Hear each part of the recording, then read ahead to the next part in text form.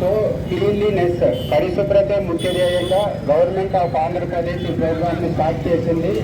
So ఈ programme ఈరోజు start చేసి వదిలేసేది కాదు. ఎవ్రీ మంత్ థర్డ్ సాటర్డే దీన్ని స్వచ్ఛాంధ్ర డేగా మనం పాల్గొంటూ ప్రతి ఒక్కరిని ఇన్వాల్వ్ అయ్యి హార్ట్ఫుల్గా పని చేసుకోవాలి. మనము మన పరిసరాలు పరిశుభ్రంగా పెట్టుకోవాలని ఈ ప్రోగ్రాం యొక్క ముఖ్య ఉద్దేశం.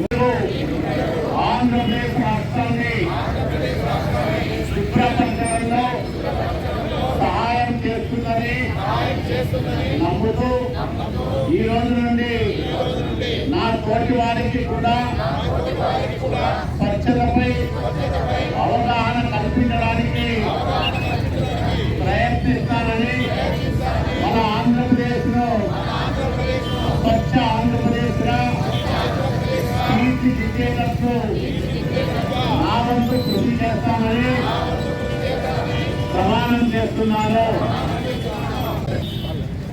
ఆంధ్రప్రదేశ్ రాష్ట్రాన్ని పరిశుభ్రంగా ఉంచాలని ప్రతి నెలలో 3వ శనివారాన్ని స్వచ్ఛత శనివారంగా మన మాన్య ముఖ్యమంత్రి నారా చంద్రబాబు నాయుడు గారు ప్రకటించారు.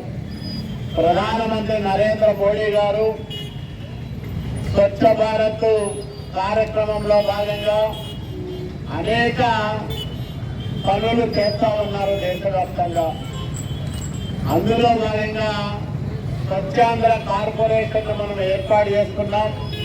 ఆ కార్పొరేషన్ ద్వారా పట్టణాల్లో పరిశుభ్రత పెంచడానికి, అట్లాగే ఎక్కడైతే ట్రైన్లు కానీ బుసెస్ కానీ ఇవన్నీ ఉంటాయో క్లీన్ లేకుండా వాటన్నిటినీ పరిశుభ్రం చేయాలనే సంకల్పంతో ఈరోజు కంప చెట్లు, రోడ్డుకి ఇరువైపులో ఉన్న కంప చెట్లు, ఇతర అపరిశుభ్రమైన వాతావరణాన్ని తొలగించి పరిశుభ్రతను పెంచడానికి ఒక కార్యక్రమాన్ని ఏర్పాటు చేసింది రాయదుర్గ మున్సిపాలిటీ. కాబట్టి దాంట్లో భాగంగానే మొదటిగా ఈరోజు చంద్రబాబు నాయుడు గారు కడప జిల్లా మైదుకూరులో ఈ కార్యక్రమాన్ని ప్రారంభం చేస్తూ ఉన్నారు. రాయదుర్గంలో మనం ఈ రోజు నుంచి ప్రతిరోజు పరిశుభ్రత కోసం పాటుపడతామని, అలాగే మన ఇంటితో పాటు వీడియో నచ్చినట్లయితే లైక్ చేయండి, సబ్స్క్రైబ్ చేయని వాళ్ళు సబ్స్క్రైబ్ చేయండి.